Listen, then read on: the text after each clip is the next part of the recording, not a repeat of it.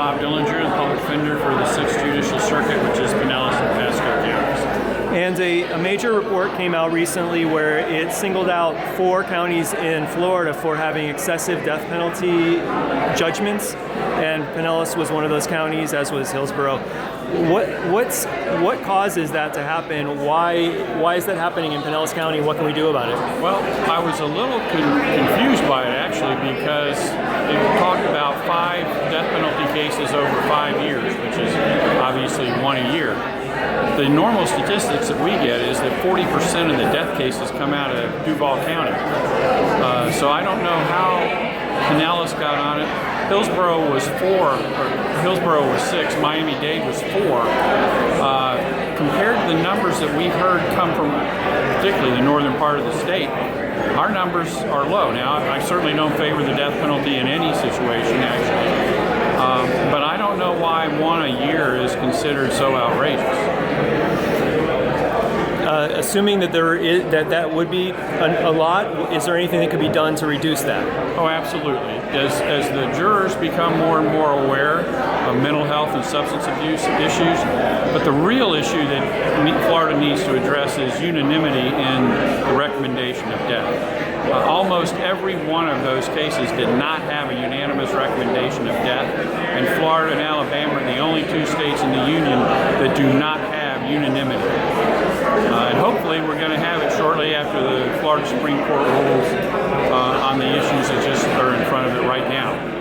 And so the Florida legislature's fix where it wasn't unanimous, but it was a higher majority, that's not good enough? No, 10-2 doesn't do it.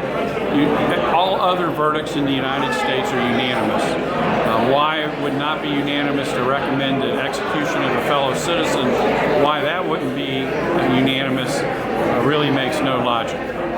And you were telling me about an ACLU report that is expected out. What would that be? The report comes out today that Pinellas leads as one of the top people in prosecution of possession of drugs, not sales, but possession.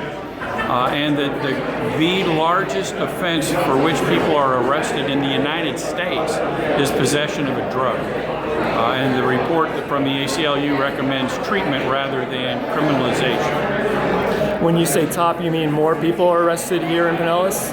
We're in the top 7 of the whole state and countywide for arrests on simple drug possession, which drug possession should really be a medical issue, not a criminal justice issue.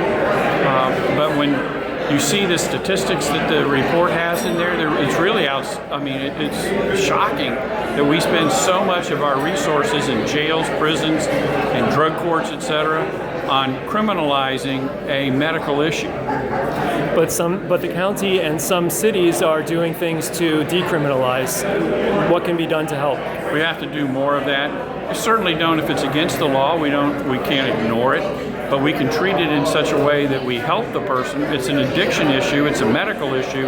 It should not be a criminal justice issue that prohibits you from getting housing, getting a job, and having a criminal record.